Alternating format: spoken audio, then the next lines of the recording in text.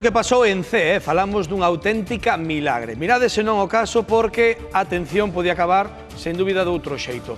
Un veciño da aldea da Lagoa, ali en C, como digo, de máis de 70 anos e con problemas de mobilidade, ollo, caeu nunha finca súa e non se daba levantado. Ali pasou 2 días e 2 noites, a intemperie.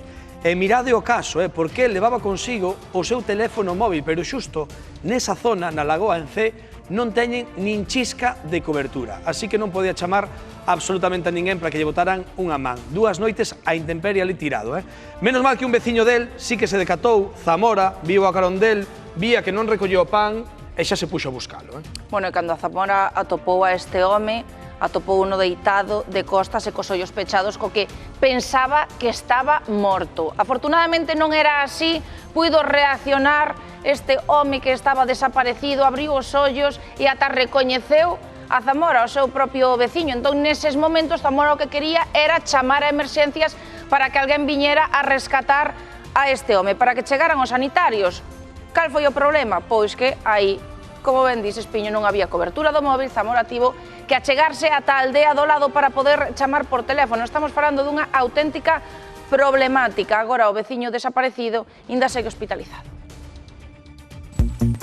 Zamora, ti és prácticamente hoxe un heroe porque salvaches a un dos teus veciños dunha morte case segura, non? Bueno, da morte salvino, héroe non que o faría calquera que estuvera aquí, o faría, eso non. Iba a morrer, eso segurísimo, porque nadie o iba a mirar, a buscar. Estaba aquí, tirado de costado, aí, hacia un lado, de feito eso que hai aí o pau que ten el, non sei como me dou por vir para aquí, encontreimo aquí, tumbado, tirado, pensei que estaba morto, claro. Despois de 2 noites a intemperie, chovendo por encima del, tirado aí, pois o máis normal é que este morto.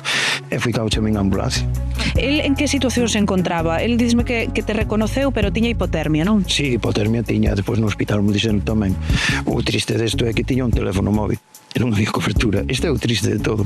El di que caiu de rodillas e que non sabe como fixo e que non foi capaz de levantarse. Eu había como unhas semanas que eu encontraba así un pouco desorientado porque o domingo me preguntou, bueno, teño que ir cobrar iso, é o lunes, ou é domingo. Entonces el deixou un paraguas aí diante da miña porta e virse de desorientar e vir para aquí.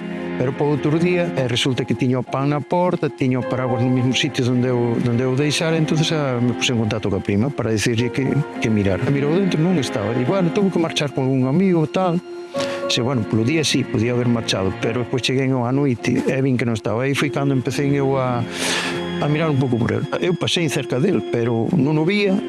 E claro, el creo que xa non tiña forzas nin para berrar ni nada, entonces non o vin. E eu cando quedei así mirando para ele, vin que respiraba. Foi cando empecé a reanimalo e así, empezou a como a resurdir. O reanimei un pouquiño, fun a casa corrente, trouxen a colchoneta, como che digo, puxen, tapeino cunha manta, despois sí que se lle preguntei, me conoces? Sí, conozo, che, ti eres meu veciño, e dixe, bueno, vou chamar ao 112, pero aquí non hai cobertura. E me dixeron, non chames a ambulancia, a ver que podo facer. E digo, que mo vas a poder facer? Estás completamente frío. O ayer, cando falei a última hora ca prima, pois me dixo que estaba no Vincer da Xunqueira e dixo que iba a quedar ingresado. Dicíame a prima que tiña un riñón dañado polo frío e que, bueno, que tiña hipotermia, claro.